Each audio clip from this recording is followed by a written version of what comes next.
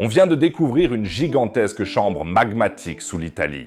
Des milliers de kilomètres cubes de roches en fusion, autant qu'il y en a sous le supervolcan de Yellowstone. Comment cela a-t-il pu passer inaperçu jusqu'à présent? Qu'est-ce que cela signifie pour l'Italie et pour toute l'Europe? Et est-ce que ça a un rapport avec les champs flégréens? Aujourd'hui, nous allons découvrir l'une des découvertes géologiques les plus spectaculaires qui soit, alors commençons tout de suite.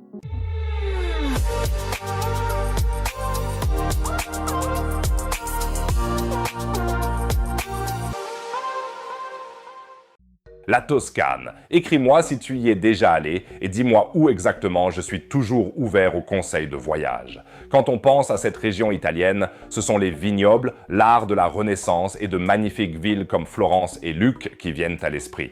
Mais certainement pas un supervolcan endormi, et pourtant c'est exactement ce... Une nouvelle étude publiée en avril de cette année dans la revue spécialisée Communications Earth and Environment a révélé quelque chose à quoi personne ne s'attendait. Une équipe de recherche dirigée par Matteo Lupi de l'Université de Genève a examiné la croûte terrestre sous la Toscane à l'aide d'un réseau de 60 sismomètres ultra sensibles.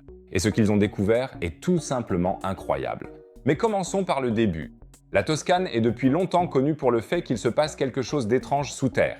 Dans la région autour de l'Ardarello, au sud de Florence, le sol bouillonne et fume depuis des siècles. Autrefois, les habitants appelaient simplement cette zone la vallée du diable, à cause des nuages de vapeur inquiétants et de l'odeur de soufre. Ça rappelle un peu les fumerolles des champs flégréens près de Naples. Si tu ne veux rien manquer sur le sujet à l'avenir, n'hésite pas à t'abonner à la chaîne dès maintenant. Tu recevras alors une notification. Peut-être que je me rendrai un jour à l'Ardarello pour un petit documentaire. On y trouve aujourd'hui des centrales géothermiques et l'Ardarello est même le berceau de l'exploitation commerciale de la géothermie dans le monde.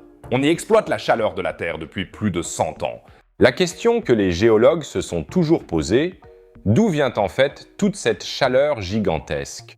Les forages et les mesures antérieures n'ont pas apporté de réponse satisfaisante. Pas de magma détectable, pas de structure volcanique classique. Un mystère qui donne du fil à retordre depuis près d'un siècle. C'est pourquoi l'équipe de Matteo Lupi a installé en 2020 son réseau dense de sismomètres et a tendu l'oreille. Non sur les séismes, mais sur le bourdonnement constant et discret de la Terre.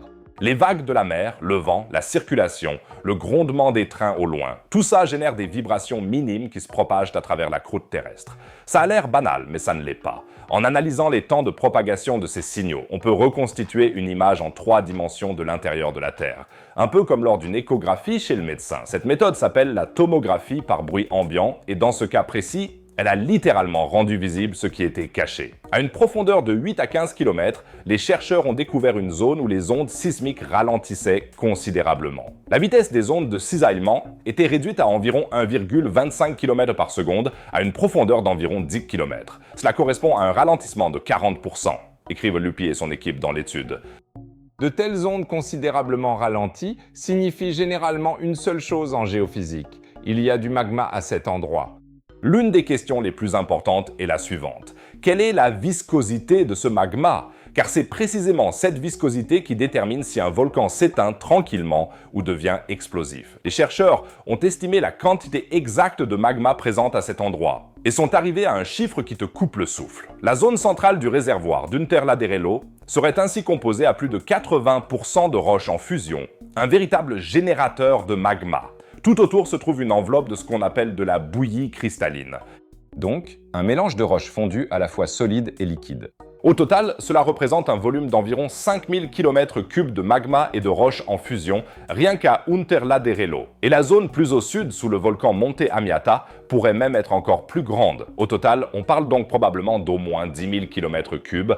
À titre de comparaison, le célèbre réservoir magmatique sous le supervolcan de Yellowstone aux États-Unis est également estimé à environ 10 000 km3. Celui sous Long Valley en Californie à environ 6 400 km3. La Toscane joue donc dans la même catégorie que certains des supervolcans les plus dangereux du monde, et personne ne le savait jusqu'à présent. Je trouve ça absolument fou. Mais la question qui vous brûle sûrement tous concernant ce réservoir de magma est la suivante. S'il y a autant de magma là-dessous, pourquoi n'y a-t-il jamais eu d'éruption de supervolcan en Toscane? Pas de caldeira, aucune trace d'une éruption catastrophique, rien. Et c'est là que ça devient vraiment fascinant. Les chercheurs supposent que c'est la composition même du magma qui constitue l'obstacle décisif. Le magma en Toscane est une roche fondue péralumineuse, donc riche en aluminium, formé par la fusion des couches rocheuses locales. Et ce magma est extrêmement visqueux. De tels magmas peuvent s'accumuler dans la croûte supérieure et former une barrière visqueuse qui empêche la poursuite de la remontée des masses en fusion, explique l'équipe. Le magma est pour ainsi dire trop visqueux pour percer vers le haut. Imagine que tu essaies de faire passer du miel à travers un tamis. Ça ne marche tout simplement pas aussi bien qu'avec de l'eau. Cela signifie que le magma se dépose, cristallise lentement de haut en bas et exerce ainsi une pression plutôt de l'intérieur, ce qui soulève lentement la surface de la Terre au lieu d'exploser lors d'une éruption catastrophique. On pourrait bien sûr se demander, est-ce que ce n'est pas quand même dangereux? Faut-il par précaution annuler ses prochaines vacances en Toscane? Réponse courte, non. Réponse plus longue, non aussi, mais avec une explication plus détaillée. Les chercheurs sont très clairs sur ce point. D'après les connaissances actuelles, ce réservoir ne présente aucun risque d'éruption. Les structures géologiques ne donnent aucun indice d'une éruption imminente et le système semble rester dans cet état stable depuis très longtemps. Il manque tout simplement les traces géologiques d'une éruption de supervolcan passé. Pas de caldeira, pas de dépôt de cendres important, pas de structure de cratère. Bien sûr, ça ne restera pas forcément comme ça pour toujours, même si la nature du magma rend ça peu probable. Mais pour la prochaine saison de vacances, la Toscane devrait être absolument... Ce qui demeure cependant, c'est une intense activité géothermique. Des sources chaudes, des émanations de vapeur, une chaleur énorme dans le sous-sol. On a mesuré plus de 1000 milliwatts par mètre carré de flux thermique, des valeurs comparables à celles de la caldeira de Yellowstone. Et cette chaleur continuera à alimenter les centrales géothermiques de la région. Lors d'un projet de forage, on a atteint des températures de 512 degrés à seulement 2,8 km de profondeur. Même si la géothermie est déjà exploitée à Laderello, le potentiel encore inexploité dans la région est absolument gigantesque. La découverte n'est donc pas seulement d'un intérêt purement académique, mais elle revêt également une importance pratique immense pour l'approvisionnement énergétique de l'Italie.